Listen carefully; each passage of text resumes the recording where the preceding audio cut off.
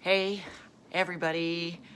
I've been thinking lately that something was a little bit off with me. I've been, struggling. My mood's been up and down, and I just didn't feel quite right.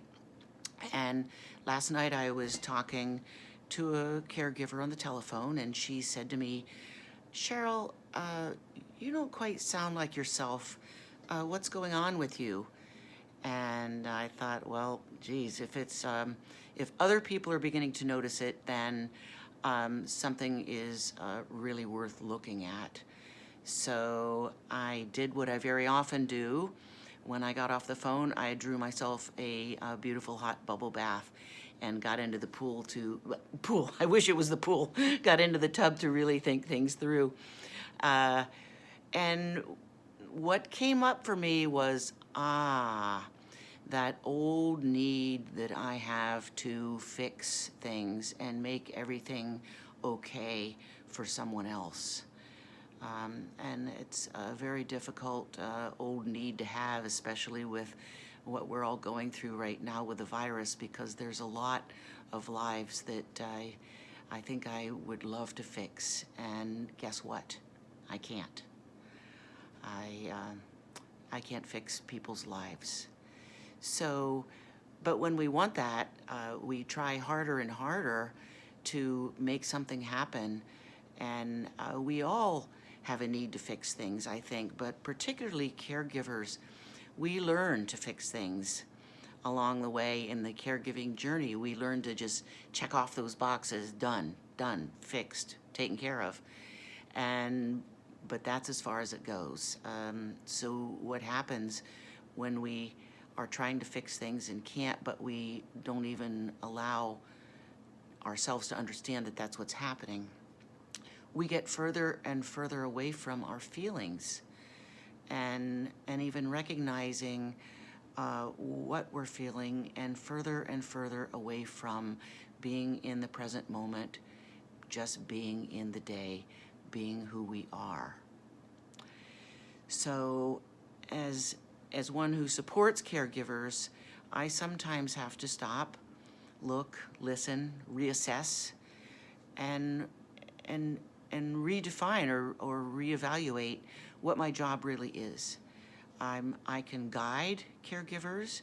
I can stand by, listen deeply with an open heart and an open mind, but that's it. I can't fix anyone's life. But, and nobody can fix my life either. But what is there to be fixed? Have you ever been asked if you would trade lives with another, and if so, who would that be? Well, probably you have said no, or if I asked you now, you would say absolutely nobody. God forbid we, find out what their problems might be. We have our own, right? So there is nothing so wrong that we would want to change lives with another. When we really stop to think about it, that's true. So if there's nothing to be fixed, then what is it? What's happening? Sometimes we just need to simply stop and really stop to understand where we are in this moment, in this day, to know that we're safe, that we're okay, and that the ones that we care for are okay too, no matter what their day looks like, or what's happening for them, or what's happening for another. So how do we stay in the day? There's a list of exercises and ways that we can do that I've talked about before, and I'll talk about again in another time. But one simple and really powerful exercise for me, and for others that I've asked this to, is to ask the question. Just ask it. Am I okay right now? Am I okay today? Just for today. This keeps us from going into the past or into the future.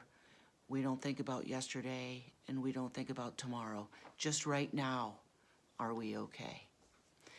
it's a really powerful question to ask ourselves. So the next time you feel anxiety creeping in, or downright fear, or you're feeling overwhelmed, or you're just feeling off and you don't really understand exactly what it is, just ask yourself the question, am I okay right now? Just right now. Thanks.